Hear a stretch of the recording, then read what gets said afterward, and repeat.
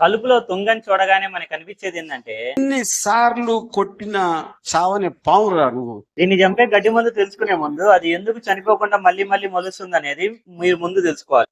ఇది మీకు చెప్పాలంటే ఒక ఉల్లగడ్డ మొక్క అనేది తీసుకుందాం. దానికి భూమి లోపల కాయలు వేడి చివరి భాగాల్లో కాస్తా ఉంటాయి. ఒక ఉల్లగడ్డ తీసుకున్నామంటే దానికి మళ్ళీ చాలా కళ్ళు ఉంటాయి. ప్రతి కన్ను నుండి ఒక్కొక్క చెట్టు అనేది మళ్ళీ మొలుస్తాయి. సేమ్ అదే పద్ధతిలో తుంగకు కూడా వేరు చివరి భాగాల్లో ట్యూబర్స్ అనేవి ఉంటాయి. వాటి నుండి మళ్ళీ మళ్ళీ కొత్త మొక్కలు అనేవి మొలుస్తా ఉంటాయి.